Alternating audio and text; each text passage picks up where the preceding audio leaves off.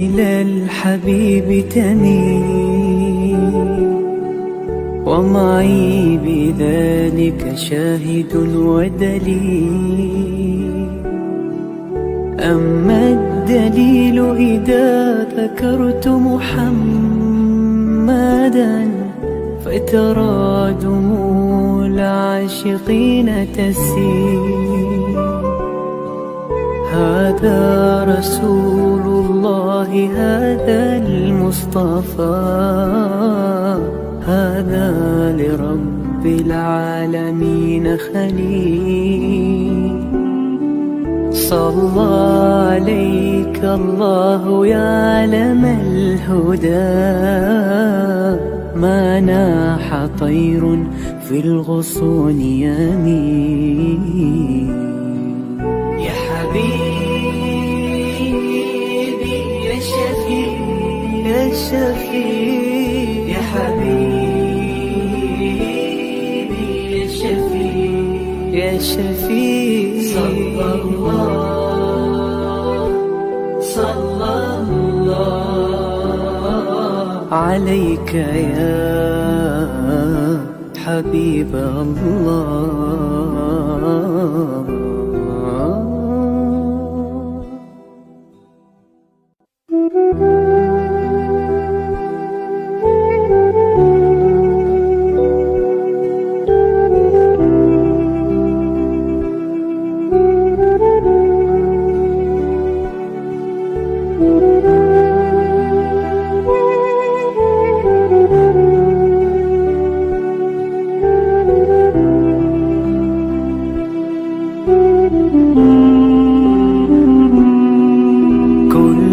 القلوب إلى الحبيب تميل ومعي بذلك شاهد ودليل. أما الدليل إذا ذكرت محمدا فترى دموع العاشقين تسيل. هذا رسول الله، هذا المصطفى، هذا لرب العالمين خليل. صلى عليك الله يا علم الهدى، ما ناح طير في الغصون يمين. يا حبيبي يا شفيع يا شفيع، يا حبيبي يا شفيع يا شفيع. صلى الله عليك يا حبيب الله.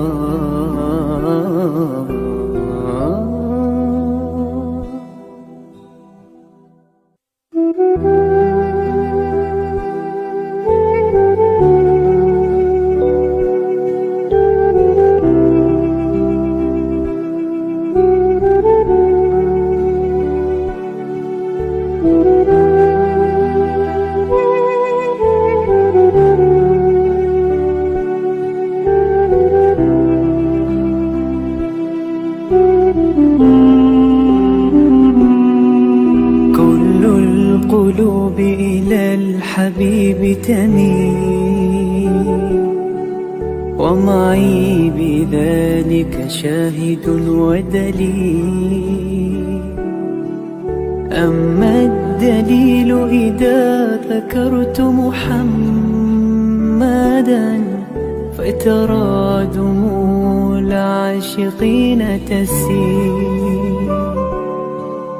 هذا رسول الله، هذا المصطفى، هذا لرب العالمين خليل.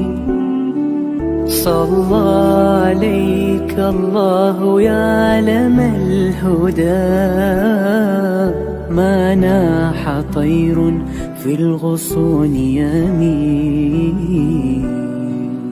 يا حبيبي شفيع يا حبيبي يا شفيع يا شفيع صلى الله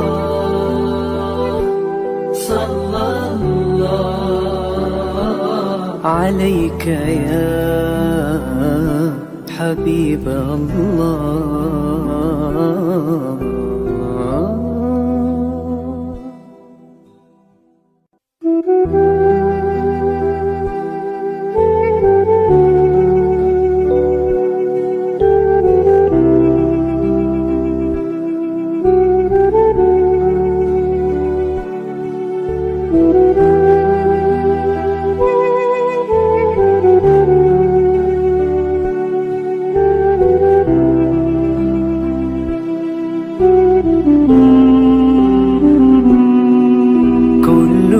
القلوب إلى الحبيب تميل ومعي بذلك شاهد ودليل.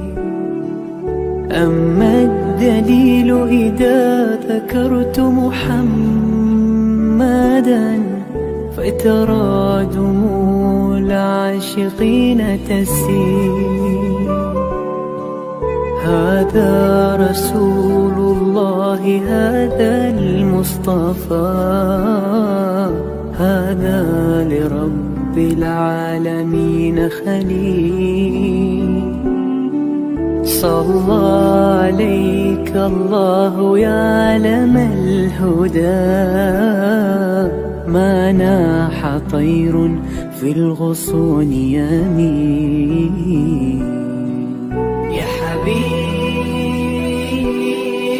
يا شفيع يا شفيع يا حبيبي. Yayasan Sabahat sedang mengusahakan pembinaan Komplek Anjung Sulul Khatimah yang dipaparkan dalam skrin sekarang ini. Yang kedua ialah tentang buku yang saya tulis, ada 3 serangkai buku yang boleh didapati sekarang. Dan yang ketiga ialah FMCC atau First Move Childcare Center, iaitu sebuah taska yang mengambil pelajar-pelajar atau anak-anak daripada umur 2 bulan sampai 4 tahun. Yang ketiga ialah Telegram, di mana saya minta teman-teman para penonton menghimpunkan seluruh tenaga yang ada, pemikiran yang ada untuk kita mendaulatkan Islam, insya-Allah. Tuan-tuan, seluruhnya ini kalaupun ada imbuhannya, semuanya kita masukkan dalam tabung Anjung Sulul Khatimah. Minta tuan-tuan dan puan menderma, minta tuan-tuan menginfak, minta tuan-tuan melakukan apa saja bagi kita merealisasikan program Komplek Anjung Sulul Khatimah. Assalamualaikum warahmatullahi wabarakatuh. Alhamdulillahirabbil alamin.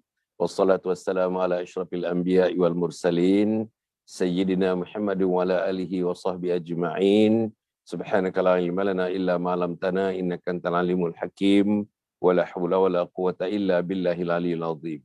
Qala rabbi shrah li sadri wa yassir li amri wa hlul 'uqdatam min lisani yafqahu qawli. Qala Allah Ta'ala fi kitabil aziz, a'udzu billahi minasy syaithanir rajim. Yamhaqullahu riba wa yuzbis sadaqat wallahu la yuhibbu kulla kaffarin athim. Sadaqallahul azim. Para penonton yang hormati sekalian, kita bersiaran lagi tuan-tuan dan puan. Alhamdulillah, setiap minggu kita bersiaran 7 pagi dan pukul 9.15 malam. 7 pagi dan 9.15 malam kita bersiaran. InsyaAllah malam ini tuan-tuan dan puan kita bersiaran lagi malam ini tuan-tuan. Jam 9.15 malam ini. Kita menampilkan ahli-ahli panel yang mempunyai kedudukan dalam masyarakat. InsyaAllah membincangkan tajuk-tajuk Islam yang ada kaitannya dengan kehidupan.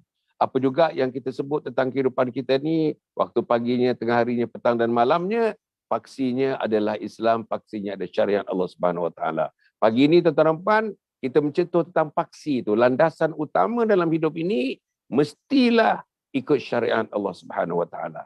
Alhamdulillah tuan-tuan dan puan, kita telah membincangkan perkara ini berminggu-minggu dengan Al-Fadhil Ustaz Ernest Senegal, imam, seorang agamawan, seorang ilmuwan, seorang pendakwah, seorang aktivis masyarakat.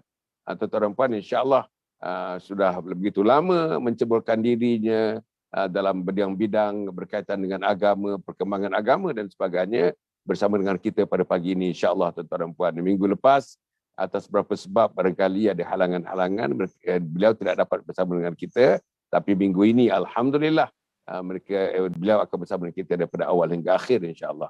Kita bersiaran tidak lebih daripada 1 jam. Kita mula pada pukul 7 dan kita mengakhirkan sekitar 5 minit sebelum pukul 8. Kita akan mengakhirkan program ini insya-Allah. Para penonton dan mata sekalian, tadi saya bacakan sepotong ayat Al-Quran dalam surah Al-Baqarah ayat 276.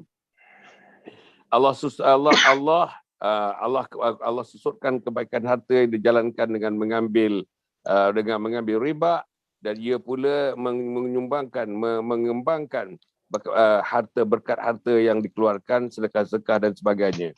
Dan Allah, ini yang penting, dan Allah tidak suka kepada tiap-tiap orang yang kekal terus dalam kekufuran dan selalu melakukan dosa. Kekal itu, Allah tidak suka manusia yang kekal dalam kekufuran dan terus-menerus melakukan dosa. Itulah ayat yang dibaca, dan kita nak lihat ayat ini tuan-tuan dan puan dalam konteks kita membincangkan hidup berteraskan kepada syariat yang akan dibincangkan oleh yang berbahagia Al-Fadhil Ustaz Ernie Siregar yang telah pun bersama dengan kita pada pagi ini tuan-tuan dan puan, insya-Allah. Jadi sebelum itu tuan-tuan dan puan, ada beberapa perkara yang saya nak timbulkan. Yang pertama sekali tuan-tuan dan puan ialah tentang insya-Allah kita ada jadual, tuan-tuan, jadual mingguan. Kita ada jadual mingguan, tuan-tuan boleh dapatkan Nanti Encik Mur kita punya ahli teknikal akan memaparkan jadual mingguan Jadual mingguan akan dipaparkan dan tuan-tuan boleh lihat nanti dalam semua ada. Dalam Instagram ada, dalam Facebook ada, dalam Telegram ada, semua ada untuk melihat jadual. Jadi mudah tuan-tuan lihat. Hari Rabu apa, hari Khamis apa, hari Jumaat apa, hari Sabtu apa, hari Ahad pagi pukul 7 dan malam pukul 9.15. Siapa yang akan diundang, siapa ahli panelnya, apa tajuknya, semuanya ada dalam rangka jadual mingguan itu insya-Allah. Dapatkan nanti tuan-tuan dan puan insya-Allah. Tidak sukar insya-Allah nanti akan dipaparkan dalam yang berikutnya. Cik Mur, kita punya ahli teknikal, kita akan memaparkan dalam skrin bila kita bertemu nanti insya-Allah. Jadi Ustaz, Assalamualaikum Ustaz Ernie. Waalaikumsalam warahmatullahi wabarakatuh. Apa khabar? Masya Allah. Alhamdulillah Ustaz. Wah, ini dia punya kopiah songkoknya makin tinggi. Ya, Berapa inci? sebab Ini berapa COVID. inci songkok ni? Songkok COVID Ustaz. Tinggi, songkoknya tinggi, imannya tinggi. Songkoknya tinggi, takwanya tinggi. Jangan songkoknya tinggi tapi imannya rendah. Kita tak mau yang itu Ustaz. Ustaz, pagi ni Ustaz, kita nak teruskan insya-Allah berbincang mengenai hidup berteraskan kepada syariat. Dan Ustaz, kita nak sentuh pagi ni mengenai hidup terus-menerus dalam kekufuran. Maknanya menyalahi peraturan Allah Subhanahu Wa Taala, dan bukan saja dalam kekufuran yang disebut tadi, hidup melakukan dan terus-menerus melakukan dosa. Hidup dalam kekufuran dan terus-menerus melakukan padahal kita sudah 22 bulan, 23 bulan kita COVID, kita lockdown dan sebagainya. Kalau kita renung ke belakang, alangkah sedihnya 22 bulan tidak tambah salatnya, tidak tambah Qurannya, tidak tambah ilmunya, tidak tambah didikan anak-anaknya. Kita lihat ke belakang, masya-Allah. Katakanlah dalam 2 tahun setengah ini tamat COVID ini. Tengok ke belakang, kita diletakkan oleh Allah Subhanahu Wa Taala berada di rumah, tidak bergerak dalam rumah, tak keluar di rumah pun, takut nak keluar di rumah kerana Delta dan sebagainya. Tapi bila kita toleh ke belakang, Ustaz, kita dapati berlalulah 2 tahun. Berlalulah 2 tahun setengah. Tetapi tidak ada pembaikan. Yang berdosa terus berdosa, yang meninggalkan solat terus meninggalkan solat, yang terus kufur. Dan yang pentingnya Ustaz, terus berdosa dan terus melakukan dosa. Jadi tuan-tuan, Ustaz, sebagai permulaannya mungkin Ustaz nak komen yang itu ataupun macam mana sebagai permulaan mukadimah kepada program kita pada pagi ini. Silakan Ustaz. Assalamualaikum warahmatullahi wabarakatuh. Alhamdulillahilladzi khalaqas samawati wal arda wa ja'ala adh-dhulumati wan nur, tsummal ladzina kafaru bi rabbihim ya'dilun. Asyhadu an la ilaha illallah wa asyhadu anna Muhammadan abduhu wa rasuluhu. Allahumma salli ala Muhammad wa ala ali Muhammad. Puji dan syukur pada Allah Subhanahu wa taala Ustaz, kerana terus kita dibarengi oleh ruh yang masih bertapak dalam tubuh badan kita dan menggerakkan seluruh panca indera kita dan menggerakkan terus meringan-ringankan langkah kita Ustaz. Saya baru saja melaksanakan solat subuh berjamaah tadi di masjid. Saya tengok rakan-rakan buah-buah kesadaran sudah mula timbul dan mula ketahgi Ustaz. Saya gunakan perkataan ketahgi datang ke masjid ini. Ini Allah. pada saya satu bibit kesedaran Ustaz. Orang Allah. kalau sudah ketagih datang ke satu ibadat, itu pertandanya nilai-nilai kekufuran dalam jiwa mereka sudah mula berhamburan. InsyaAllah, walaupun itu persentasinya terlalu kecil. Kita bersyukur pada Allah Subhanahu Wa Taala Ustaz. Saya lihat COVID datang ini, kalau dibaca dari sudut hikmah dia terlalu banyak Ustaz. Bukan jangan kita kaji buruknya. Saya kalau mati pasal COVID, diterima benda tu dengan musibah yang baik, insya-Allah inna lillahi wa inna ilaihi raji'un, penuh dengan kesabaran dan matinya mungkin mendapat syahid saghir, kita panggil syahid saghir. So datangnya musibah ini jangan ada apa-apa. Tak ada apa-apa pada saya. Sebab Tuhan sebut dalam surah At-Taghabun, tu jelas Ustaz, ma asaba min musibatin illa bi iznillah. Wa may yu'min billahi yahdi qalbah wallahu bikulli syai'in alim. Musibah datang tu itu keizinan Tuhan. Kita sehat ni izin Tuhan. Apa beza kita sehat dengan sakit? Sama saja Ustaz. Saya nak bagi tahu jemaah sana di luar, jangan risau, jangan bimbang. Yang bimbang ini Ustaz, masalah keimanan kita. Ini yang kita takuti. Yang kita takuti adalah soal kepercayaan dan keyakinan kita menghadapi sesuatu yang diletakkan Tuhan bahawa ini musibah atau nasihat. Saya ambil benda ni nasihat Ustaz. Nasihat dalam kehidupan kita. Tuhan nak teliti kita salah seorang daripada setiap penghuni rumah. Dalam setiap individu Allah nak ketuk iman kita Ustaz. Sejauh mana kita bergerak melihat ini. Ustaz ambil satu tajuk tadi. Tiba-tiba ada pada saya Ustaz. Bagaimana kalau musibah ni berpanjangan? Bagaimana kalau ia berterusan? Dan kalau berhenti? Sudah 2 tahun sudah. Apa kesimpulan yang boleh kita ambil Ustaz? Yang kita boleh ambil kesimpulan, inilah titik Tuhan nak bagi nasihat. Tuhan nak bagi bimbing kita Ustaz. Selama ni Allah bagi kita bebas bergerak, tak baca Quran. Dia bagi kita bebas bergerak, sampai tak sempat nak menatap Quran. Dia bagi kita bebas bergerak, tak sempat meneliti buku-buku bacaan yang ditinggalkan oleh ulama-ulama besar kita. Hari ini Allah memberikan ingatan kepada kita supaya kita berhati-hati dan berjaga-jaga. Sebelum saya ambil mukadimah Ustaz, saya ambil sepotong hadis sikit. An Shaddad bin Ausi qala sami'tu Rasulullah sallallahu alaihi wasallam, dia kata yaqulu innallaha yaqul idza btalaitu 'abdan min 'ibadi mu'minan fahamidani 'ala ma btalaituhu fa ajru lahu kama kuntum tujuruna lahu wa huwa sah. Lihat Ustaz, hadisnya pun cantik sekali. Sayyidina Shaddad bin Aus berkata, saya mendengar Rasulullah SAW bersabda, apabila aku ditimpakan ujian dengan musibah, sakit dan lain-lain, kesusahan ke atas salah seorang daripada hamba-hambaku yang beriman, dan dia memuji daku kerana redha, maka aku akan memerintahkan para malaikat, tulislah segala ganjaran amalannya yang baik, sebagaimana yang biasa ditulis semasa dia tengah sehat dulu. Tengok, apa beza? Musibah tak ada musibah Ustaz, kita ni tetap dapat anugerah. Ala Ustaz sehat, Ustaz pergi mana Ustaz? Jemaah sekalian, kalau kita sehat tu pergi mana? Kalau tujuan dan niat yang baik dapat pahala. Sekarang kita tengah duduk di rumah sehat, berantam, bergaduh kadang-kadang. Kita tahu ini datang. Musibah datang daripada Allah. Sehat dan sakit itu, apa tu kata, tulislah. Ya, tengok ni kan. Fa ajrulahu kama kuntum tujruna ila sahih. Tulislah segala ganjaran amalan yang baik sebagaimana yang biasa kamu tulis semasa dia tengah sahih. Sahih itu tengah sehat Ustaz. Jadi kalau ibarat saham kita Ustaz, sakit, sehat itu nilainya sama. Kalau kita dekat di BSKL Ustaz paling mahir lah. Banyak pakar-pakar toko kita di Malaysia ni pakar dari segi melihat ketentuan soal saham bursa saham Kuala Lumpur kita ni. Sesahat kita sekarang ini saham kita tak jatuh Ustaz. Saham kita tak jatuh dengan satu ketentuan bahawa melihat benda ni adalah satu ketentuan daripada Ilahi Ustaz. Itu sebagai mukadimah Ustaz dulu. Alhamdulillah. Masya-Allah. Ustaz menyebutkan tadi satu ketentuan daripada Allah Subhanahu Wa Taala. Apa yang berlaku tuan-tuan satu ketentuan. Tapi saya nak pergi balik ni tuan-tuan. Sayang. Sebab tuan-tuan dan puan ya, sebagai orang yang terlibat dalam masyarakat macam Ustaz Ernie dan teman-teman yang lain, tuan-tuan, ratusan yang bersama dengan kita dalam program pagi dan program malam, pagi jam 7, paling malam 9.15, tuan-tuan dan puan ya. Ada di antara mereka yang sudah biasa dengan kita mengadu kepada kita. Kebanyakan yang mengadu ni golongan wanita. Apa yang dia kata? Malam tadi pun saya sebut dalam rancangan malam tadi, Ustaz. Apa dia kata? Hampir 2 tahun dah, Ustaz. Tapi rumah saya tidak nampak perubahan sangat dari segi agama. Tak nampak. Sembahyang berjamaah dalam rumah, tidak ke masjid, suami tidak ke masjid, anak tidak ke masjid, saya pun tidak ke masjid, tapi sembahyang berjamaah tidak tertegak lagi dalam rumah saya. Sudah hampir 2 tahun, sampai 2 tahun dah.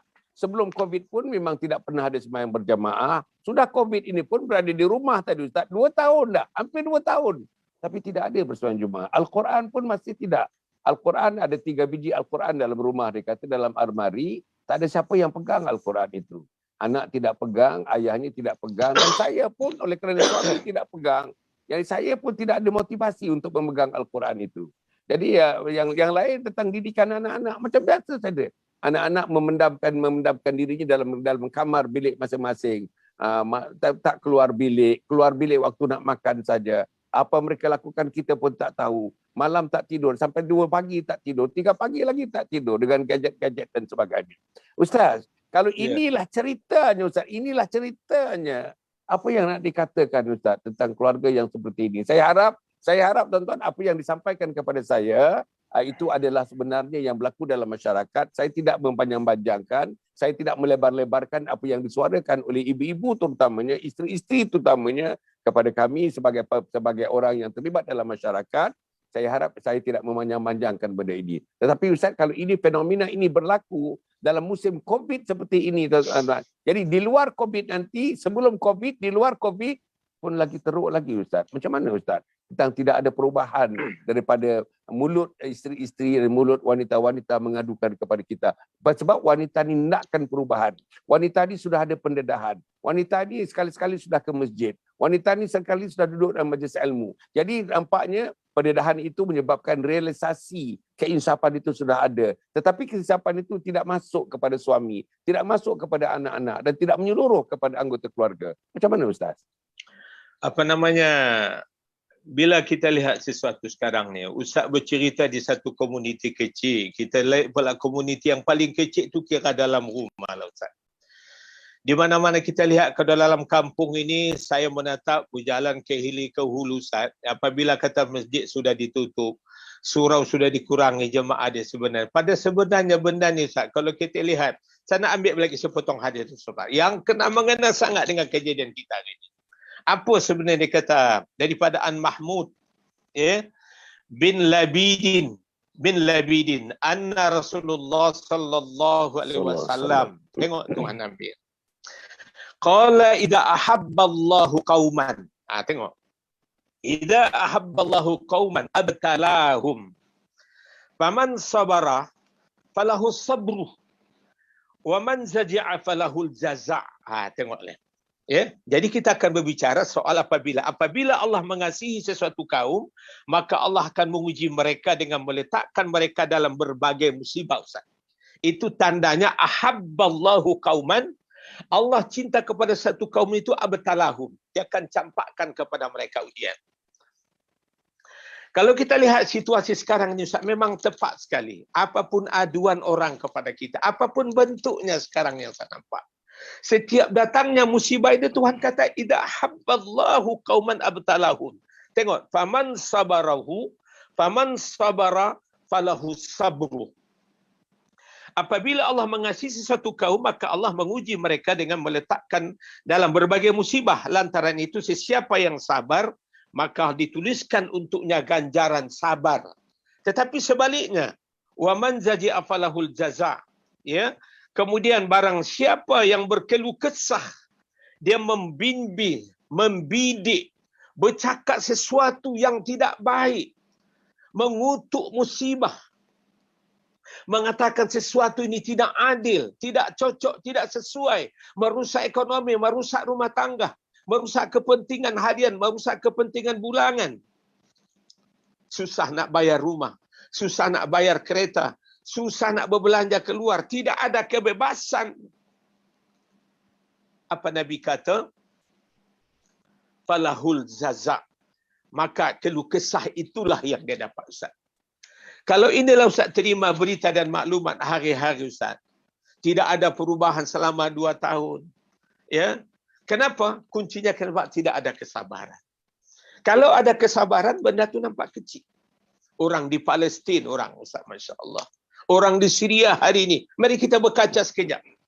Apa terjadi saudara-saudara kita di Harwang-Hia? Apa terjadi saudara kita yang ada di belahan timur tengah sana? Apa jadi saudara-saudara kita yang berlaku di Indonesia di beberapa tempat hari ini, Ustaz? Coba banding-bandingkan dekat kita.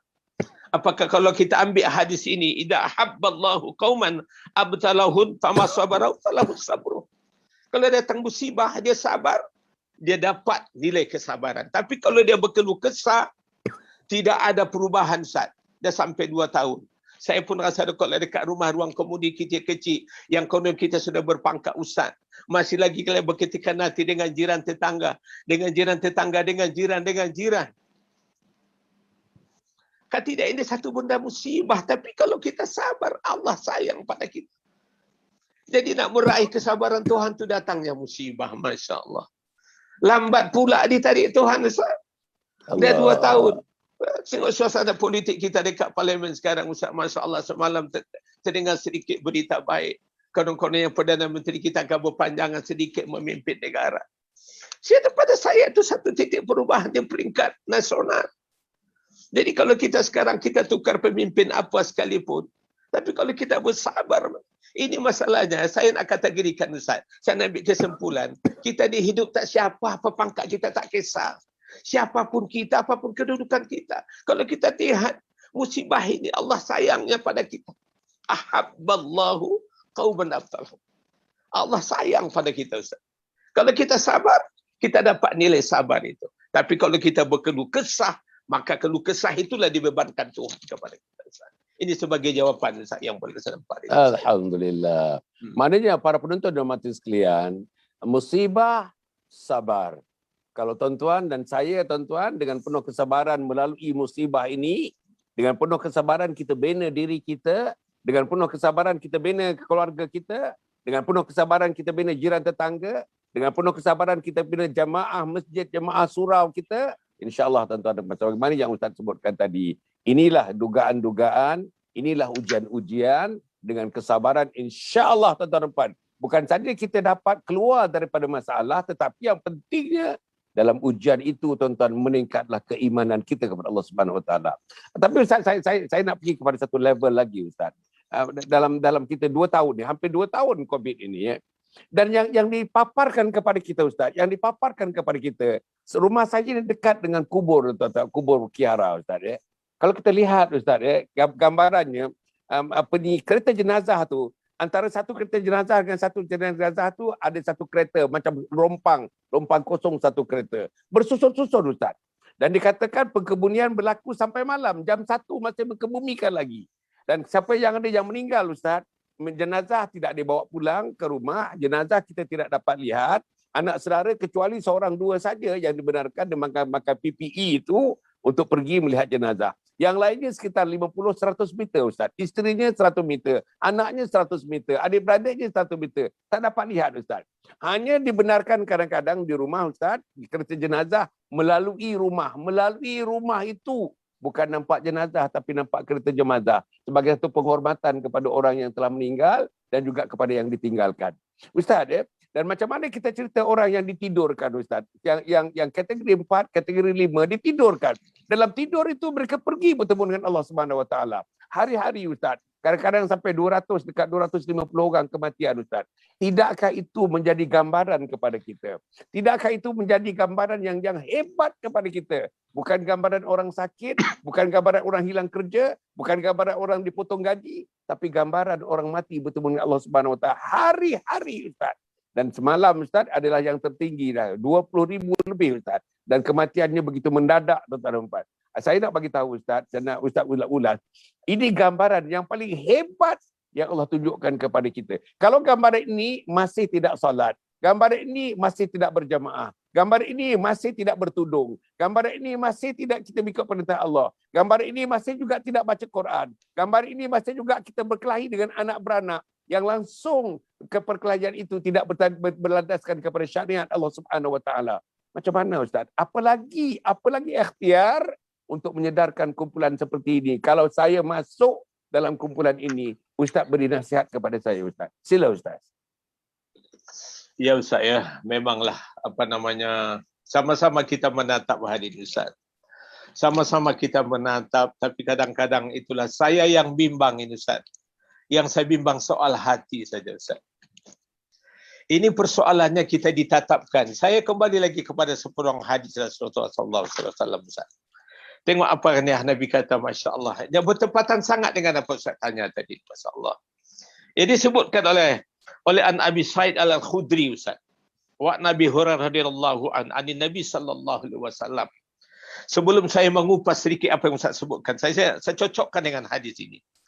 Nabi sallallahu alaihi wasallam, dia kata, "Ma yusibul muslimin min nasabin wala wasabin wala hamma wala hazanin wala adha wala ghammin hatta syawkati yusakuha illa kaffarallahu biha min khatayahu." Saya nak baca lagi hadis sekali lagi Ustaz.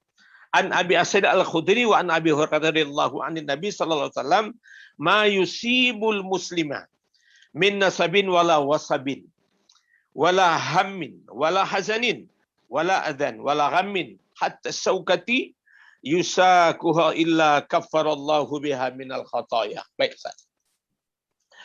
Sayyidina Abu Sa'id Al-Khudri radhiyallahu an daripada Abi Hurairah meriwayatkan bahawa Nabi sallallahu alaihi wasallam bersabda, semua perkara, tengok Ustaz, semua perkara yang menimpa seorang muslim sama ada letih. Ustaz pernah letih. Saya pernah letih. Hatta seluruh manusia pernah letih Ustaz. Ini yang sebutkan. Semua perkara yang menimpa semua muslim sama ada itu letih, sakit. Letih, sakit. Kerisauan. Kita tengah rasa sekarang ni. Risau, bimbang, pemandangan macam-macam. Kemudian hazn, sedih. Dalam kita letih, sakit, kerisauan, kesedihan, kesusahan atau kebimbangan, bahkan tusukkan duri, itu merupakan asbab dosa-dosanya diampunkan Allah Subhanahu Wa Taala. Saya nak ambil kesimpulan Ustaz. Apapun yang tergambar dekat dengan kepala kita sekarang ni, tak datang juga peringatan itu kepada kita. Hati-hati. Saya bimbang Ustaz. Hati kita ni terseluputi dengan bimbang-bimbang kesombongan, dengan ketakaburan, dengan sifat amalan yang tak ambil peduli dengan Quran dan tak ambil peduli dengan solat. Ustaz, saya dua nak kategorikan Ustaz. Orang kalau tak baca Quran Ustaz, tak solat, apapun yang terlintas di hadapan dia, sama ada musibah, sakit, tusukan duri, letih, kerisauan, saya bimbang dan takut Ustaz, tertutup dengan dua perkara. Tidak baca Quran dan tidak solat. Kalau solat dan baca Quran, saya yakin dan percaya ini akan meredum segala keadaan. Kalau Ustaz tanya berkali-kali kepada siapa, malain orang mungkin lain jawapannya. Tapi saya Ustaz, kalau kita sudah baca Quran, kita solat 5 waktu, nampak musibah, apapun bentuk dosa, letih, sakit, kerisauan, kesedihan, kesusahan dan kebimbangan, apa lagi yang menimpa kita Ustaz dalam dunia? Kalau bukan rasa itu. Dah kalau nampak yang itu, ada solatnya, ini jawapannya. Kalau solat, paling tidak kita sujud dan syukur. Bila kita solat, dari mana kita tahu kita baca Quran? Quran ini Ustaz, hama dia. Ada dipanggil aura Quran ini Ustaz. Bila kita baca Quran, paling tidak itu sebagai pendinding Ustaz. Sebagai satu hijab untuk kita melihat kejadian. Sebab itu orang-orang yang solat ini Ustaz, yang ketagi solat, yang ketagi baca Quran, apapun musibah yang menimpa diri dia, benda ini tak ada benda Ustaz. Ada tempat mengadunya. Tapi kalau kita tidak ada tempat mengadu, musibah berlaku, mengadu dengan siapa? Ada duit, rumah terbakar, orang dah buat rumah dah dibayar orang. Ada musibah yang terjadi, rasanya sudah ada tapi tak nampak. Tak nampak itu nilai penggantiannya, Ustaz. Macam tidak ada. Sebab orang tidak akan bersyukur, Ustaz, kalau Quran sudah jauh di hadapannya. Orang tidak akan jadi bersyukur kalau mereka sudah tidak ada solat dalam hati mereka. Ini Ustaz sekedar untuk memberikan jawapan sementara, Ustaz. Ada 2-3 potong hadis, Ustaz, yang boleh kita rentekkan lagi dengan kejadian sekarang ini, Ustaz. Alhamdulillah. Para penonton yang mati sekalian, ya, kalau tengok dia punya tuan-tuan, the panacea, cara kita menanganinya, Ustaz tuan-tuan mencadangkan di peringkat awal ni ada 2 tuan-tuan dan puan. 2 ni. Quran, salat, Quran, salat, Quran, salat. Ustaz, ayah saya tak pergi universiti, ayah saya tidak pergi sekolah menengah, ayah saya sekolah Belanda je, Ustaz. Sampai darjah 2 sekolah Belanda. Tapi alhamdulillah, Jawinya boleh, Rominya boleh. Ayah saya guru agama, ayah saya penia, imam, dan saya guru Quran, mak saya pun guru Quran. Ustaz, saya nak sebutkan, ayah saya cara mendidik anak-anak, 8 orang anaknya. Saya anak nombor 4, Ustaz. Dididik. Pendidikannya macam Ustaz sebut tadi, 2 perkara. Bila berjumpa anak-anaknya termasuk saya, sama ada belajar dalam negeri atau luar negeri, Ustaz, bila berjumpa, bila bercakap dengan telefon, memang 2 perkara ini yang tidak sunyi-sunyi daripada dia sentuhnya. Lidahnya tidak akan basah kalau tidak menasihatkan anak ni 2 perkara. Sudah baca Quran belum? Sudah salat belum? Sudah salat belum? Sudah baca Quran belum? Saya belajar di luar negara, di Amerika. Kalau misalnya telefon, tuan-tuan, saya telefon balik ke Malaysia, bapa saya, ayah saya mengangkat telefon, itulah soalannya. Nama saya Nasir kat rumah, bukan Nasir. Sir, dah salat ke belum? Dah baca Quran ke belum? Dah salat ke belum? Dah baca Quran ke belum? Menantu telefon dipaskan kepada isteri saya. Pun sama juga untuk menantunya. Dah salat belum? Dah baca Quran ke belum? Ustaz, ayah saya tak pergi universiti, ayah saya tak belajar psikologi, ayah saya tidak hebat dengan ilmu agama, tidak hebat, tapi boleh baca Quran dan guru Quran, dan boleh juga membuka kitab-kitab tanpa untuk menjadi guru agama kampung, dan alhamdulillah menjadi imam, alhamdulillah. Ustaz, macam mana ayah saya tu, macam Ustaz sebut ni, exactly yang Ustaz sebut ni, Quran, solat, Quran, solat. Dan kalau 40 tahun dulu, Ustaz, dia mengajar anak-anak dia, atau 50 tahun dulu mengajar anak-anak dia. Begitulah, Ustaz. Quran, salat, Quran, salat. Agaknya, Ustaz, saya daripada yang Ustaz sebutkan itu, apa hikmatnya di samping 2 perkara ini, Al-Quran dan salat, Al-Quran dan salat. Hingga hikmat itu dijadikan tangkal bagi Haji Ali, Haji Umar, ayah saya untuk mendidik anak-anaknya. Macam mana, Ustaz? Sebab itulah, Ustaz, ya, bila kita sebut dalam surah Sajadah itu, Ustaz, Ustaz perhatikan ada sepotong ayat dekat situ. Yang pertama, kalau kita lihat Alif Lam Mim, Tanzilul Kitabi la raiba fihi min Rabbil Alamin. Tengok, Ustaz. Allah garis bawahi, kalau mula-mula ayat surah Al-Baqarah kita baca Alif Lam Mim juga. Zalikal kitabu la raiba fihi hudal lil muttaqin. Saya ambil dia kategori, Ustaz. Ayat yang kedua ni, yang pertama tadi kita kata la raiba fihi, itu makna tidak ada keraguan di dalamnya, petunjuk dan hidayah. Ustaz fikir, ya. Ustaz fikir, bapak kita ni bukan orang pernah berbahas dengan seorang profesor, bukan pernah berbahas dengan orang-orang besar. Mereka tidak berbahas lah, Ustaz.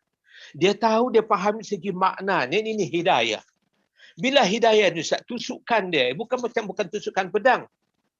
Hidayah ni bukan macam tusukan sesuatu benda yang tertusuk oleh duri.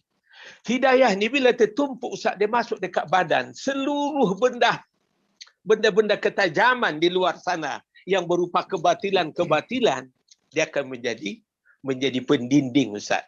Ruh Quran ni, Ustaz, kita tak boleh nampak kalau kita tidak biasakan zikra baca.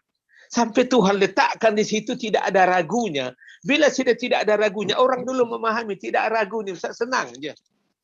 Bila tak baca Quran, anak pukul rotan. Tak pukul rotan. Sebab apa? Dia sudah mendarah daging pada dia. Kau kena baca. Sebab itu yang dipasak pada Nabi. Itu yang dipasak Nabi oleh para sahabat. Sahabat itu yang dipasaknya dengan para tabi'in. Pasakkan mereka sehingga mereka jadi berbuah. Kalau kita tanya dulu, saya pun Ustaz, bapak saya tak berapa hebat. Bapak saya mungkin khatam Quran tak berapa kali. Segi makna pun dia tak tahu. Kemudian apa? Tapi dititik beratkan bila solat maghrib itu dicari kita sampai dapat.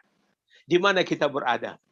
Sebab apa? Mereka tahu sangat inilah julukan Quran yang Tuhan sebut dari segi aura, Ustaz. Bagaimana kalau saya tak boleh menggunakan istilah terlalu dalam, Ustaz, takut orang tak faham. Tusukkan Quran ini Ustaz, dia mendarah daging. Dia mendarah daging. Jadi perterjemahan daripada Quran itu kemana perginya? Solatnya Ustaz. Solatnya. Jadi bila sudah terpatri Quran itu, walaupun tak kepahamannya tak seberapa dalam, ilmu kita Ustaz, ilmu kita dibanding dengan ulama tak ada benda. Kalau hari ni kalau kita baca Quran, dia 3 potong ayat Ustaz. Tapi kalau kita realitikan dengan sembahyang, apa tuntutan sembahyang itu? Kalau bukan menilaikan soal mencorak manusia jadi sabar. Melihat sesuatu benda tu jadi kecil Ustaz. Bila kita letakkan diri kita di hadapan Allah, berbanding dengan hanya beberapa potong ayat Quran, kita ambil keluh Allah saja Ustaz. Apalah pengetahuan bapa kita dulu tak pernah diajar cara akademis Ustaz. Ustaz sampai dekat Amerika. Ada orang yang sampai habis khatam Quran dekat Madinah. Ada yang sampai khatam di Mesir Ustaz. Berkali-kali saya sebut Ustaz, rakan-rakan saya banyak balik daripada Mesir. Kadang-kadang solat subuh pun tewat Ustaz. Kadang-kadang baca Quran pun sambil lewat. Berjiran pun sambil lewat. Menghadapi orang kematian pun sambil. Menghadapi orang sakit pun sambil lewat Ustaz. Kenapa Ustaz? Sebab nilai tusukan radikal dalam diri dia untuk menterjemahkan dalam kehidupan. Kita tak payah baca Quran. Kalau kita nak kata siapa tak khatam Quran sampai 30 juzuk, Allah tempatkan dekat neraka. Tuhan tak sebut begitu. Siapa tak khatam Quran, sudah sampai berusaha sekian, tidak ada macam apa yang kita nampak. Zikrah itu Ustaz. Yang saya nampak zikrah itu, ingatan itu, zikir itu. Tengok Ustaz, tengok. Saya kembali kepada persoalan tadi Ustaz. Banyak band yang kita tengok. Bawa orang-orang COVID dalam kematian ini. Apa yang boleh kita bayangkan? Apa yang boleh kita bayangkan? Ingatan apa Tuhan nak bagi ingat kepada kita Ustaz? Saya kata baca Quran, dirikan solat. Itulah habuan-habuan. Kalau itu habuan Nabi, mungkin anak kita terlalu jauh.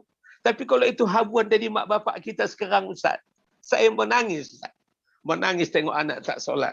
Menangis anak tak tengok sembahyang Ustaz. Sebab apa? Sebab apa? Ada rasa radikal. Mak ayah kita dulu titip benda ni. Dititip benda ni, tolong. Kalaulah Nabi tinggalkan harta benda. Kalaulah sahabat-sahabat tinggalkan harta benda. Sudah barang tentulah tak ada sangat musibah pada kita. Tapi kena konsepnya tadi, kesedihan, kerisauan, kebimbangan. Yang sampai-sampai kita meliputi kita hari ini. Saya Ustaz tidak nampak dengan 2 potong ayat la raiba fihi, tidak ada yang meragukan di dalamnya, petunjuk dan hidayah pada orang mukmin. Apalagi kita nak sajikan Quran ini kepada manusia hari ini Ustaz. Kalau sudah tidak nampak lagi yang membimbing mereka tu Quran Ustaz. Sekadar itu Ustaz.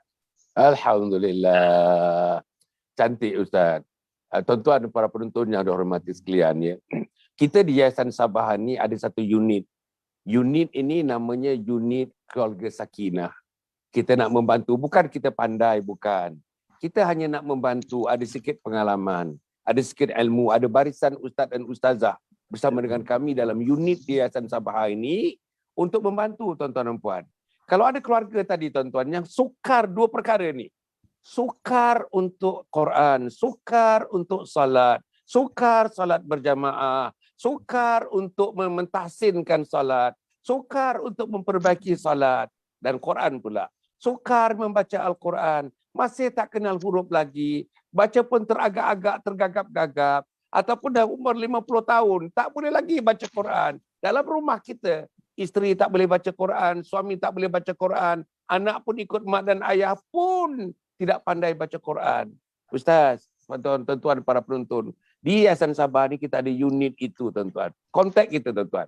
Tuan-tuan kontak saya pun tak apa, terus kontak saya. Nombor telefonnya nanti ada dalam skrin. Saya atau Nisa. Nisa ni kita punya pegawai kita. Kontak saya. InsyaAllah tuan-tuan ustaz-ustaz, barisan ustaz dan ustazah yang ada dalam unit untuk namanya keluarga sakinah ini tuan-tuan dan puan, kita akan bantu. Macam ustaz sebut, ustaz dah sebut tuan-tuan 3 jawapan ustaz tadi. Tak lari tuan-tuan, tak lari. Quran, salat, Quran, salat, Quran, salat. Jadi kalau misalnya musim COVID ini, dalam lockdown ini, Quran pun tak nampak, salat pun tak nampak, Quran pun tak timbul, salat pun tak timbul. Tuan-tuan, Quran tenggelam, salat tenggelam. Jadi macam mana kita nak menghadapi Allah? Katakanlah tuan-tuan, salah seorang daripada keluarga kita kena COVID positif Delta. Delta ni tuan-tuan dalam masa 12 jam, dalam masa 24 jam, dengan izin Allah Subhanahu Wa Taala, mungkin dia meninggal dunia, tuan-tuan. Ini Delta yang sangat ditakuti. China sekarang takut Delta, Amerika takut Delta, United Kingdom takut Delta, Indonesia takut Delta, Malaysia takut Delta, tuan-tuan. Katakanlah Delta masuk dalam rumah kita, mengenai salah seorang ahli keluarga kita, tuan-tuan, dan kematian berlaku dalam keluarga kita. Katakanlah mati, tuan-tuan. Tapi Quran tidak bersama dengannya, salat tidak bersama dengannya. Tuan-tuan cuba bayang, tuan-tuan. Cuba bayang. Cuba tuan-tuan bayang. Tuan-tuan, saya dapat satu message daripada seorang doktor, tuan-tuan. Ustaz, daripada seorang doktor, Ustaz, message agaknya dalam telefon Ustaz pun ada. Sebab message ni sudah viral kan. Doktor tu bagi tahu dia sendiri yang terlibat dalam merawat orang-orang COVID ini, kematian. Tuan-tuan, apa dia kata? Punya ramai yang mati, mula-mula mengerang, tengok dia dalam 10 minit merawat orang lain. Pergi orang yang mengerang tadi, tuan-tuan, sudah tidak ada lagi, tuan-tuan. Begitu juga orang yang kedua, orang yang ketiga, orang yang keempat. Setiap minit, tuan-tuan. Setiap minit, setiap jam, tuan-tuan dan puan, kematian melanda manusia-manusia sekarang ini. Tuan-tuan, katakanlah tadi salah satu keluarga kita pergi dalam masa hampir 2 tahun ini, tuan-tuan, pergi tanpa Al-Quran, pergi tanpa salat. Macam mana, tuan-tuan? Macam mana nak menghadap Allah Subhanahu Wa Taala? Macam mana nak menjawab soalan kubur? Man rabbuka wa man nabiyuka wa imamuka? Macam mana nak jawab, tuan-tuan? Macam mana nak jawab? Jadi sebab itu, Ustaz, saya harap para penonton yang hormati sekalian, kita di Yayasan Sabaha ni, unit ini ada, tuan-tuan gunakan, tuan-tuan. Kalau kontak saya, insya-Allah kita rondingkan macam mana caranya. Percuma, tuan-tuan, percuma pun. Bukan kena bayar apa-apa pun. Ini dakwah kita, tuan-tuan. Ini dakwah kita. Dan kita dalam Sabaha ni telah berjanji daripada Allah Subhanahu Wa Taala, apa yang kita ada, tuan-tuan dan puan, adalah untuk agama Allah Subhanahu Wa Taala. Tidak ada, tuan-tuan. Kita dakwah percuma, tuan-tuan dan puan. Insya-Allah. Jadi, tuan-tuan, kontak kita untuk Quran, untuk salat, untuk meletakkan agama dalam rumah, semangat agama dalam rumah, roh agama dalam rumah. Kalau itu tidak terbayang lagi dalam rumah tangga kita, tuan-tuan kontak saya atau kontak Nisa, insya-Allah. Ustaz, yang berikutnya, Ustaz, kalau dapat Ustaz ulas sikit, Ustaz ulas sikit. Tadi Ustaz katakan tentang kesabaran. Saya nak tahu kan kesabaran, dan juga tadi yang kedua tentang amalan-amalan ini, Ustaz menyebutkan Al-Quran dan salat, Al-Quran dan salat, Al-Quran dan salat. Ustaz, macam mana, Ustaz, dalam keluarga kita, ini keluarga, saya nak tentang keluarga ni, apa pun Ustaz dah pernah sebut, apa pun bermula daripada keluarga. Tapi Ustaz sebut tadi pun, apanya bermula daripada keluarga. Unit masyarakat yang paling kecil, tuan-tuan dan puan, diri kita dan keluarga, itu yang paling kecil. Kalau unit ini bagus, masa masyarakat akan bagus, negara akan bagus. Kalau unit ini sempang perenang, masyarakat pun sempang perenang dan negara pun sempang perenang. Ustaz, dalam keadaan sekarang ni, saya nampak dia punya gawat, suasana yang gawat sekarang, Ustaz. Pandang luar gawat, pandang dalam gawat, pandang politik gawat, pandang siasat gawat, pandang masalah sosial gawat, pandang keluarga gawat. Tuan-tuan, ada satu organisasi yang besar, Ustaz, syarikat yang besar yang hubungi saya 2 hari yang lepas. Dia kata, syarikat ini mengatakan pekerja-pekerja yang begitu ramai sekarang ni dalam keadaan COVID ini sampai hilang punca, Ustaz. Keluarga-keluarga hilang punca. Bergaduh hari-hari, yang bercerai-bercerai, yang bergaduh-bergaduh, yang bertikam-tikaman, yang membunuh-bunuhan antara keluarga, Ustaz. Yang bunuh diri berbagai-bagai, Ustaz. Dulu tak pernah dengar orang Islam bunuh diri, tuan-tuan. Yang daripada bulan Mac sampai bulan berapa, tuan-tuan? 2,600 lebih. 60% yang bunuh diri ini orang Islam, Ustaz. Ustaz cuba ulas sikit tentang kegawatan yang sedang berlaku. Macam mana kita mesti keluar daripada kegawatan ini, Ustaz? Sila, Ustaz. Ini soalan Ustaz ni untuk menteri. Jadi saya melihat benda ni, Ustaz. Apapun persoalan yang melanda kita, kejadian musibah yang berlaku sekarang ini, memang rumahnya saya menggunakan perkataan merata, Ustaz. Merata hati dan merata jiwa. Elok sangat kalau kita ambil tadi sepotong ayat Tuhan awal-awal lagi, Tuhan dia sebutlah, Ustaz, dalam surah Tahrim selalu kita dengar ayat ini, ya ayyuhalladzina amanu qu anfusakum wa ahlikum nar. Saya nak cukupkan sampai situ ayat. Tengok Allah bermanggil, wahai orang yang telah mengisytihar beriman kepada Allah. Apa tujuan Tuhan itu memanggil orang beriman? Ku, pelihara diri kamu, anfusakum, diri kamu, ahlikum, dan ahli keluarga kamu, daripada api neraka Allah Subhanahu Wa Taala. Kalau sempat berbunuh tadi, membawa kepada ke neraka. Bergaduh membawa ke neraka. Apa lagi kalau kita lihat ancaman Tuhan Ustaz terlalu luar biasa dan menyakitkan. Kita dah menderita di dunia ni, tak sabar dengan musibah, akhirnya ke tempat itu juga. Muslimin muslimat di mana juga anda dapat mendengar berita dan maklumat ini. Saya nak nasihatkan kepada kita semualah, ya. Kita ni musibah yang kita hadapi sekarang ni tak seberapa sangat. Sebab apa? Kalau kontak di Malaysia ni Ustaz, air sabas kita masih kita minum lagi, Masya Allah. Air hujan masih turun. Beras masih berkeliaran di kedai. Daya beli masih ada. Bantuan kerajaan walaupun itu namanya mereka berhutang. Hanya titik-titiknya tak sabar. Titiknya tidak sabar Ustaz. Itu yang saya nampak. Kalau saya keluarkan apa peristiwa-peristiwa, saya senang saja jawab. Konsepnya tidak sabar. Sebab itulah saya kata, saya nak ambil lagi Ustaz sepotong ayat Quran sebagai menjawab persoalan kita yang paling besar tadi.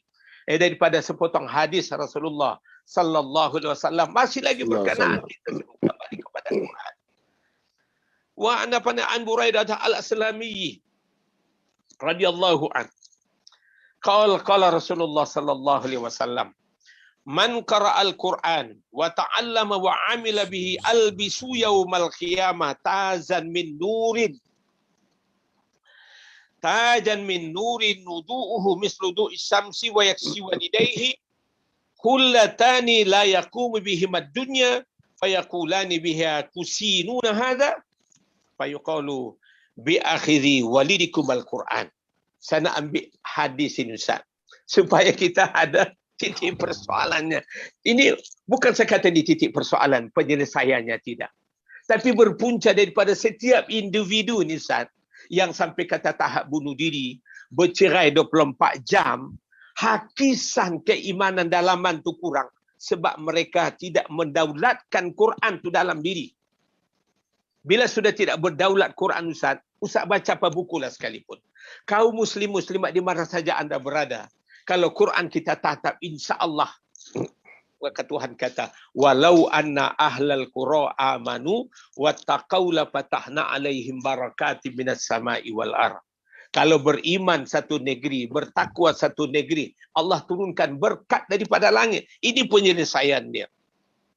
Sesiapa yang membaca Al-Quran dan mempelajarinya dan beramal dengannya, maka pada hari kiamat akan dipakaikan dengan satu mahkota yang diperbuat daripada cahaya yang sinarannya seumpama sinaran matahari. Sinaran matahari Ustaz. Apa yang kita lihat sinaran matahari sebagai semuanya dapat sinaran. Nah, bila Quran ini Ustaz sudah malap dalam rumah. Quran dibaca setiap menjelang waktu-waktu masuk waktu solat, Masya-Allah Ustaz. Kalau Quran ini Ustaz dibaca dekat parlimen, mereka beramal, negara ni beramal dengan Al-Quran Ustaz. Saya yakin dan percaya apapun COVID, Delta, Delta ke apakah, sebut saja nama dia. Sebut saja apa bentuk musibah dia. Jadi sesiapa yang membaca Quran dan mempelajarinya dan beramal dengan, maka pada hari kiamat akan dipakaikan dengan satu mahkota yang diperbuat daripada cahaya, sinarannya seumpama sinar matahari. Kedua ibu bapaknya akan dipakaikan dua pakaian yang cantik yang nilainya tidak boleh ditandingi oleh seluruh dunia. Maka akan bertanya, kenapa kami dipakaikan dengan pakaian begini? Maka mereka dijawab. Maka mereka akan diberikan jawapan sebagai balasan daripada sebab mereka telah membaca Al-Quran untuk ibu bapa mereka. Saya nak ambil Ustaz dua kesimpulan dalam ayat ini. Quran pada saya tidak ada pilihan. Kita tidak ada pilihan. Tidak ada pilihan yang terbaik supaya aman dalam komuniti yang kecil, yang bercerai, musibah apapun yang menimpa. Kalau seorang sudah tunduk kepada Quran dan mereka solat Ustaz, saya tidak nampak jalan Ustaz. Kalau ada guru falsafah yang lain yang mengetengahkan bawa masalah nilai daripada Quran dan solatnya Ustaz, saya tidak ada keyakinan. Sebab Quran adalah luar dan dalam. Quran ini Ustaz, pertanyaan zahir batin. Ubat segala ubat. Ubat segala ubat. Inilah Quran Ustaz. Kalau sudah kini sudah tidak boleh lagi berdialog dengan Quran. Rumah sudah tidak boleh lagi mencahaya Quran. Bagaimana Ustaz? Kalau Quran ini sudah tidak lagi cahaya dalam rumah. Tidak mampu lagi menerangi seorang suami. Tidak bercahaya pada istri. Tidak bercahaya pada anak-anak. Tidak bercahaya pada jiran tetangga. Tidak bercahaya pada komuniti kampung. Dan tidak bercahaya pada negara. Kejadian negeri ini akan gelap Ustaz. Saya TMB Ustaz, kalau tak ada saya tak ada. Kalau mas air Ustaz tu tak ada, saya tak takut sangat Ustaz. Tapi bila Quran sudah kabur di rumah, sudah lari daripada kaedah yang sebenarnya. Saya yakin dan percaya musibah apapun yang menimpa Ustaz. Saya kalau kata musibah Delta ke, COVID apa ke, tsunami datang seperti di Aceh, sedikit pun tidak membimbangkan saya Ustaz. Tapi kalau ini sudah kabur dari rumah, Quran sudah tidak dipedulikan, orang sudah tidak berwudu dan tidak rasa kembali kepada Tuhan. Ya ayyuhalladzina amanu tubu ilallahi taubatan nasuha. Ya ayyuhalladzina amanu qu anfusakum wa ahlikum nara. Kalau itu sudah tidak terpacak dekat kepala, maka kita akan jadi bergaduh Ustaz. Kita akan bercerai, kita akan bergaduh 24 jam dan tidak ada pertimbangan. Oleh kerana itulah Quran itu dijadikan sebagai mizan, sebagai pertimbangan yang terbaik. Inilah yang hak. Wala talbisul haqqa bil batil wa taktumul haqqa wa antum ta'lamun. Jangan kamu campur adukkan yang hak dengan yang batil Ustaz. Apa kena mengena dengan benda ni? Kalau kita campur-campurkan cara mencari, nak mengadunkan soal kehidupan yang lebih baik Ustaz, maka tidak ada pilihan. Baca Quran, amalkan Quran. Saya yakin dan percaya berkat akan turun daripada langit. Sebab konsep kita ada iman dan takwa. Allah Ustaz. Para penonton, ya, saya tak nampak setakat yang kita sudah bersiaran hampir 2 tahun ni tuan-tuan dan puan. Saya tak nampak ada penerangan mengenai Al-Quran, kepentingan Al-Quran dan salat as strong as what being portrayed oleh Ustaz sebentar tadi tuan-tuan. Very strong tentang Al-Quran. Keyakinannya tidak berbelah bagi. Al-Quran menyelesaikan masalah, salat menyelesaikan masalah. Al-Quran mengangkat martabat manusia, salat mengangkat martabat manusia di sisi Allah Subhanahu wa taala. Kalau Al-Quran tidak ada, dikatakan di tuan-tuan, kalau Al-Quran samar-samar, ruh Al-Quran samar-samar, Al-Quran tidak ada dalam rumah kita, salat tidak ada dalam rumah kita. Tuan-tuan, fatarabbasu hatta ya'tiyallahu bi amri, wallahu la yahdil qaumal fasiqin. Tunggu kata Allah. Tunggu kata Allah.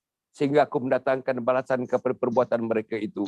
Allah masukkan mereka orang yang tidak dapat hidayah kepada orang fasik, tuan-tuan dan puan. Terus menerus derhaka kepada Allah Subhanahu wa taala.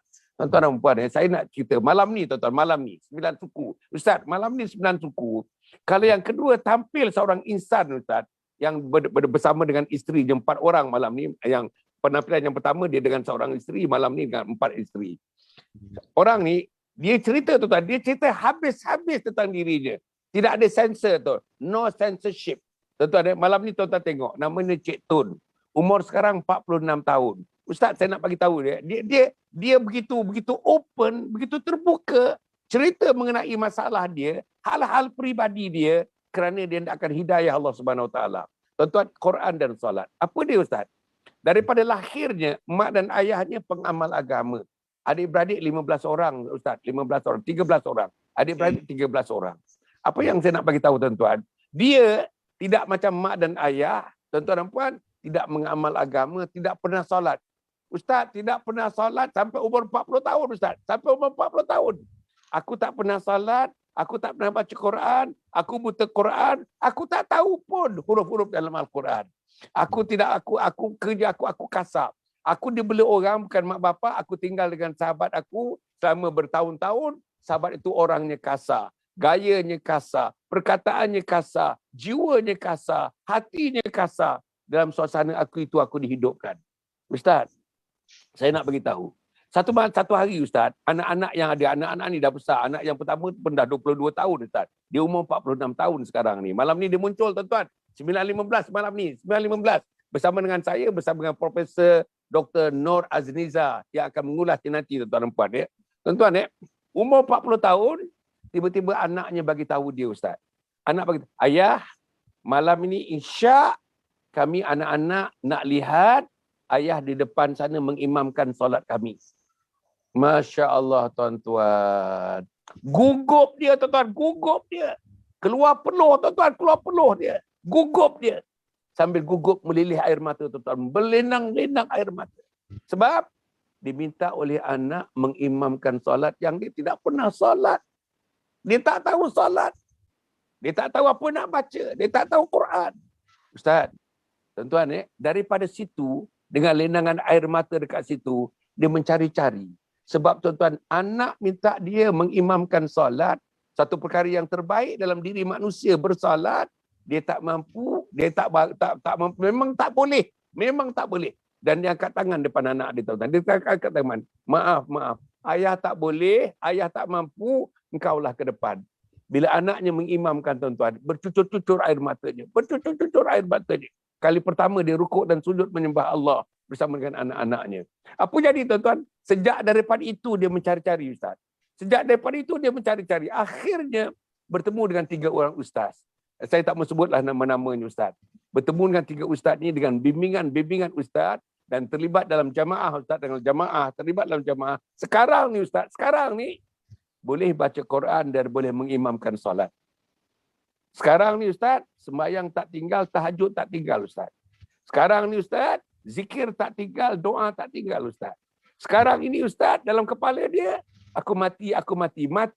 Orang Barat, tuan-tuan, kalau sebut mati ni, dia kata kita ni fatalism. Fatalistik maknanya kita menyerah. Tak nak buat apa-apa. Aku nak mati dah, aku tak nak buat apa. Tapi bagi dia, Ustaz, kematian itu satu motivasi yang sangat besar. Aku sembahyang pasal aku nak mati. Aku ambil uduk pasal aku nak mati. Aku rukuk dan sujud pagi-pagi tahajud pasal aku nak mati. Aku baca Quran pasal aku nak mati. Ustaz, malam ini 9.15, Ustaz. Penampilan yang kedua dia, Ustaz. Namanya Cik Tun, Ustaz. 46 tahun umurnya, Ustaz. Macam mana anak-anaknya? Hampir semua anak-anak dia, anak 15 orang anak dia, 15 orang tu. Hampir semua anaknya, tuan-tuan, hafaz Quran, alim dan alimah. Ustaz, malam ni 9.15, tuan-tuan, saksikanlah. Inilah pada saya contoh yang paling hebat. Daripada zero to hero, Ustaz. Ustaz komen sikit, Ustaz. Kejadian yang berlaku kepada insan namanya Cik Tun. Saya sebut namanya. Dia redha, tuan-tuan. Saya dah kata kepada dia, boleh tak saya sebut nama-nama? Boleh tak saya sebut dalam kuliah-kuliah saya tentang peristiwa yang berlaku kepada Cik Tun? Silakan. Ustaz, Ustaz komen sikit macam mana hidayah masuk dalam jiwa manusia. Sila, Ustaz. Kalau Ustaz, kalau kita lihat di merata tempat lah, kalau kita baca berita-berita maklumat daripada Amerika, seorang gangster pernah datang ke masjid nak membunuh seorang imam, Ustaz, di Amerika. Masya Allah. Ketika berlaku sesuatu peristiwa yang amat mengejutkan, Ustaz. Apabila niatnya baik, sampai dekat situ teredam dia punya jiwa itu, Ustaz, dia tertewas. Tapi ketika dia sudah diajar solat, waktu solat zuhur tiba-tiba waktu sujud terakhir sudah tidak ada, Ustaz.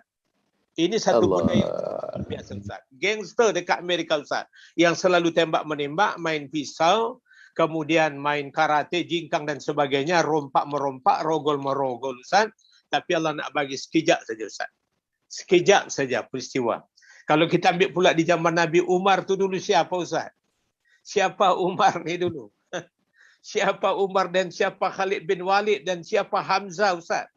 Dan siapa Usamah? Ya, semuanya benda-benda mereka ni dilemakan. Ini orang benda istidraj, Ustaz. Saya panggil kalimat istidraj. Kalau Tuhan nak bagi sesuatu, Ustaz, ada istidrajnya, ada dua. Kadang-kadang Tuhan bagi kemewahan, Tuhan panjangkan kesombongannya sehingga mati dalam kesombongan itu. Mati dalam kekafiran, mati dalam kedustaan, mati dalam keegoan. Tapi ada orang dapat istidraj, Ustaz, berubah mendadak. Saya ambil contoh, Ustaz. Saya ketika saya masih berumur lebih kurang 16 tahun. Saya ni baca Quran lambat, Ustaz. Dan saya dipahamkan orang yang paling bodoh dalam kelas ketika baca Quran, Ustaz. Saya nak dedahkan ni pada semua muslimat sekalian ni. Ya Allah. Pada semua orang. Saya pernah ditampar oleh abang saya. Saya ambil Quran, Ustaz. Sebab saya terlalu ego sangat baca Quran, Ustaz. Abang saya tumbuk kepala saya waktu zuhur, Ustaz. Kamu ni pegang Quran, kamu ni bodoh, tak tahu, dah setengah mati. Mak ajar, kamu tak dapat tahu juga. Pang, dia tampar, Ustaz. Itu abang-abang kita, Ustaz, masa dulu mana ada pendidikan. Akhirnya saya menangis, Ustaz. 2 hari kemudian, Ustaz, Alhamdulillah, saya boleh baca Quran, Ustaz. Bukan tak belajar. Pagi saya belajar, malam saya belajar. Tiap malam saya belajar Quran. Tapi, Ustaz, dalam kelas tu, kalau ada 50 orang, sayalah murid yang paling bodoh, Ustaz. Apa Ustaz sebut itu? Kalau bukan itu istidraj Tuhan bagi. Saya Ustaz, kalau itu maka saya kalau mengajar budak-budak sekarang ni, saya tengok, saya tak bimbang Ustaz. Bodoh macam mana pun saya tak bimbang. Sebab itu bukan kerja saya nak pandaikan dia. Kita hanya jalur saja Ustaz, salur. Ajar kadang dapat.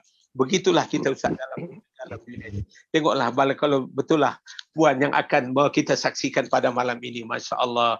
Apa yang Tuhan, kalau Allah nak bahagi dan anugerah ni Ustaz, tak ada masalah. Mungkin Ustaz, saya nak bagi komen sikit. Hati batin dia selama ni tersiksa Ustaz. Allah. Tapi tidak nampak penyerahan Tuhan buka. Apa yang kita bimbang orang yang dah baca Quran, yang sudah sembahyang, tidak berubah Ustaz. Sebab bacanya tidak sampai ke hati. Solatnya tidak sampai ke jiwa Ustaz. Ini yang saya takut. Kenapa? Sebab itu yang paling kata Nabi. Yang disebutkan dalam sepotong hadis pendek Ustaz. Saya kaitkan dengan hadis Ustaz. An Umar radhiyallahu an. Anna Nabiya sallallahu alaihi wasallam qala inna Allah yarfa'u. Saya menggunakan Ustaz. Nabi kata inna Allah yarfa'u bihadzal kitabi aqwaman wa yada'u bihi akharin. Nah, tengok. Sesungguhnya dengan perantaraan kitab ini Allah Subhanahu wa taala telah meninggikan darjat ramai orang dan dia juga telah merendahkan darjat ramai orang Ustaz. Tengok. Kalaulah berlaku pada malam ini Ustaz, siapa punya kerja Ustaz? Kita kata itulah kerja Allah Ta'ala, bukan kerja kita. Bukan kerja Puan itu Ustaz. Ini yang paling lambat minda kita berfikir. Sebab itulah Ustaz, orang bodoh macam mana pun, jahat macam mana pun, satu ketika Allah kembalikan dia kepada situ, apa Tuhan kata? Yarfa'u. Dia akan angkatkan. Cemburu tak kita melihat kejadian itu? Kalau kita melihat benda itu sebagai amal soleh, kita memang tetap cemburu Ustaz. Heran? Tidak heran sebab Allah titipkan dia hidayah. Saya yang bimbang ini Ustaz. Kita ni pakai hidayah hari-hari. Sembahyang hari-hari. Berderma hari-hari. Bersikap, tapi tidak ada respon langsung Ustaz. Ini yang kita bimbang. Saya lihat Ustaz, orang kalau baca Quran tak perlu banyak sebenarnya. Tak perlu banyak. Kalau dia baca pun setengah muka surat. Dihayati. Dilihat. Meminta kepada Allah supaya Allah dapat amalkan isi kandungan. Tengok. Apa kata Nabi kata? Inna Allah yarfa'u bihadzal kitab aqwaman wa yada'u bihi akharin. Masya Allah. Dengan Quran ini, manusia akan dinaikkan martabat dan harga diri. Dengan Quran ini juga, manusia apabila mereka tidak peduli, dia jadi martabat dan nilai dia rendah Ustaz. Jadi kalau kita lihat Ustaz beberapa kejadian pribadi saya, orang-orang hebat-hebat di merata dunia, ya, kadang-kadang hidayah ini paling senang. Banyak kita lihat tokoh-tokoh besar di barat sana masuk Islam hanya kerana sidik jari Ustaz. Hanya kerana sidik jari. Mereka lebih hebat segala-galanya. Mak bapak kita tak apalah. Tapi kita bersyukur Ustaz. Mak bapak kita ni itulah ilmunya, itulah yang diajarnya kepada kita, itulah yang kita pedomani sampai hari ini. Kita menangisi ketegasan melihat seorang ibu yang satu ketika mendidik kita hanya dengan menggunakan rotan, duduk di hadapan kita, baca alif bata. Itulah keadaan Ustaz. Itu Ustaz, sekadar komen Ustaz. Alhamdulillah. Para penonton yang hormati sekalian, tuan-tuan tengok ya. Ustaz Ernest Siregar, seorang imam, seorang agamawan, seorang ilmuwan, seorang aktivis, seorang pendakwah, umur 16 tahun masih tak tahu baca Quran. Kalau di kelas ada 50 orang, dia orang yang terakhir, orang 50. Minta maaf Ustaz, dia kata bodohnya dia, dungunya dia, hingga dia ditampar, disepak, ditumbuk oleh abangnya waktu zuhur, tuan-tuan dan puan. Yang itulah yang merupakan sepakan, tumbukan, tamparan daripada abangnya itu, agaknya mungkin itulah yang merupakan tamparan hidayah yang Allah turunkan kepada dia. Umur 16 tahun. Ustaz umur 16 tahun, Ustaz minta maaf. Saya nak minta maaf cakap Ustaz. Saya nak minta maaf. Saya nak minta ini pengalaman. Saya umur 3-4 tahun Ustaz. Ustaz umur 16 tahun. Saya 3-4 tahun, saya duduk atas riba ayah saya Ustaz. 3-4 tahun tu bila saya boleh bercakap, ayah saya boleh muqaddam dekat saya Ustaz. Duduk ada riba ayah saya. Apa? Alidati abadati basadati sajadati dadati da khadati kha. Masya-Allah, itu namanya muqaddam tuan-tuan dan puan. Umur 3-4 tahun duduk atas riba. Maknanya Ustaz 16 tahun tuan-tuan, saya umur 3 tahun, tetapi dalam umur 3 tahun 4 tahun pun dengan Al-Quran, tuan-tuan, kalau tidak dibaca dengan solat, kalau tidak dibaca dengan amar ma'ruf nahi mungkar, kalau tidak dibaca dengan ilmu sedikit-sedikit, kalau tidak berkawan dengan orang-orang yang minat kepada agama, kalau isteri dan anak keluarga kita tidak menzahirkan agama dalam hidup, membantu suami sebagai ayah dan suami, tuan-tuan. Allah, di mana saya, tuan-tuan? Di mana saya, tuan-tuan? Di mana saya? Di mana saya belajar, tuan-tuan? Saya belajar di negeri barat, 6 tahun setengah di Amerika Syarikat. Di mana saya, tuan-tuan? Di mana saya? Sebab itu, tuan-tuan, saya minta maaf. Saya minta maaf sangat saya sebut diri saya. Saya tidak ada niat apa-apa, tuan-tuan. Tapi bila mengatakan Ustaz Ernest Senegar mula baca Quran, hidayah dapat umur 16 tahun, saya, tuan-tuan, 3-4 tahun di atas riba ayah saya. Alif bata ta jim ha kha dal dal. Tuan-tuan, dulu cara dulu, tuan-tuan, alif duda tian, alif du bawain, alif duda paun, an in un, badu da teban, badu baba bin, badu da pambun ban bin bun. Bukan macam sekarang, tuan-tuan, bukan macam sekarang, lebih mudah. Dulu tuan-tuan, masya-Allah. Tapi apa yang saya nak sebut? Saya bersyukur kepada Allah Subhanahu Wa Taala. Sangat syukur, tuan-tuan. Saya belajar 23 tahun belajar, tuan-tuan, ilmu barat ni. Saya belajar. Takut, tuan-tuan, belajar begitu banyak. Takut Quran tak boleh baca, tuan-tuan. Belajar sampai tinggi begitu, takut salat pun tak betul. Bacaan doa iftitah pun tak betul. Baca tahiyat akhir yang diwajibkan rukun dalam sembahyang pun tak betul. Macam mana saya nak bertemu dengan Allah Subhanahu Wa Taala? Bagi tahu saya, how am I going to face Allah Subhanahu Wa Taala? You just tell me, how am I going to face Allah Subhanahu Wa Taala? Inilah, tuan-tuan, insya-Allah pada pagi yang sangat berbahagia ni, tuan-tuan, ya. Malam ni jangan lupa, tuan-tuan. Jangan lupa malam ni. 9.15 bersama dengan Profesor Dr. Nos Adniza Ishak daripada Universiti Utara Malaysia, pakar psikologi, pakar kaunseling, tuan-tuan dan puan, akan mengulas. Saya, tuan-tuan, saya moderator pada malam ini. Cik Tun berjanji dengan saya bersama dengan 4 orang isterinya. Cik Tun 4 orang isterinya akan berada, tuan-tuan, bersama-sama dengan kita pada malam ini. Nak cerita macam mana zero to hero, daripada umur 40 tahun tak pernah sembahyang, 40 tahun tak pernah baca Quran, 40 tahun derhaka kepada Allah Subhanahu Wa Taala. Macam mana 40 tahun, tuan-tuan, satu peristiwa dengan anak-anaknya, macam mana itu merupakan satu sumber hidayah kepadanya. Tuan-tuan, macam mana dia sekarang, macam mana anak-anak dia sekarang, macam mana pendidikan dia sekarang, macam mana hati dia sekarang, tuan-tuan, macam mana jiwa dia sekarang, macam mana dia, tuan-tuan, begitu akrab dengan Allah Subhanahu Wa Taala. Jadi, tuan-tuan, malam ni 9.15. Okey. Yang kedua, tuan-tuan, kita punya jadual. Dapatkan jadual mingguan. Tuan-tuan tengok, tak dapat pun tuan-tuan tengok jadual mingguan. Daripada 2 hari bulan Ogos sampai 8 hari bulan Ogos. 2 hari bulan Ogos sampai 8 hari bulan Ogos. Besok pula mulai daripada hari Ahad, hari Senin ni, ada jadual pula, tuan-tuan, untuk minggu-minggu berikutnya. Jadual mingguan ni, insya-Allah. Yang ketiga, tuan-tuan dan puan, insya-Allah jangan lupa, tuan-tuan, sijil wakaf tunai, sijil wakaf tunai, sijil wakaf tunai. Tolonglah, tuan-tuan, untuk kita bina komplek Anjur Husnul Khatimah, bukan untuk Hasan Ali, bukan untuk Yayasan Sabah, tapi untuk umat sejagatnya, nak menyelamatkan umat Muhammad sallallahu alaihi wasallam supaya umat Muhammad tidak dimurkai oleh Allah, tapi umat Muhammad disayangi, dicintai dan dikasihi oleh Allah Subhanahu Wa Taala. Dan kita buat, tuan-tuan, atas nama lillahi taala. Lillahi taala. Wa nusuki wa mahyaya wa mamati lillahi rabbil alamin. Aku hidup dan mati kerana Allah Subhanahu Wa Taala. Itu yang kami buat di Yayasan Sabah. Yang ketiga, tuan-tuan dan puan, insya-Allah buku-buku dapatkan, tuan-tuan. Buku 3 serangkai itu, tuan-tuan, dapat dalam bentuk the printed book, iaitu lagi dalam bentuk e-book, the printed book atau the e-book, 3 serangkai, tuan-tuan. Yang keempat, tuan-tuan dan puan, insya-Allah pada 28 hari bulan 8. 28 hari ini sudah 6 hari bulan, tuan-tuan. Tinggal ada 22 hari saja lagi, tuan-tuan. Akan ada webinar yang kedua. Webinar yang kedua tajuknya Husnul Khatimah, impian setiap Muslim. Percuma, para penonton, percuma. Bagi tahu kawan-kawan, percuma. Macam mana nak mati dalam Husnul Khatimah? Apa amalan nak mati dalam Husnul Khatimah? Apa dia Husnul Khatimah? Macam mana Husnul Khatimah itu hidup dalam ladam kepala kita daripada hujung rambut sampai hujung kaki? Macam mana nak mati dalam Husnul Khatimah? Macam mana nak mengucap la ilaha illallah Muhammadur Rasulullah? Macam mana syaitan mengganggu kita di akhirnya nanti? Apa caranya kita nak pergi, nak membatasi gangguan-gangguan syaitan supaya jangan kita mengucap la ilaha illallah Muhammadur Rasulullah? Macam mana nak masuk alam barzah, tuan-tuan? Semuanya kita akan bincangkan pada 28 hari bulan 8, 9.30 pagi sampai pukul 12.30 hingga pukul 1, tuan-tuan dan puan. Hari Sabtu, tuan-tuan. 28 hari bulan 8. Percuma dan percuma. Tetapi Kita boleh ambil sampai 500 orang saja. Ustaz, 500 orang saja. Lebih daripada itu tak boleh. So first come, first serve, first come, first serve. What you all need to do is just to contact us. Bagi nama, bagi nombor telefon, bagi email kalau ada, kalau tak ada pun tak apa, dan bagi alamat.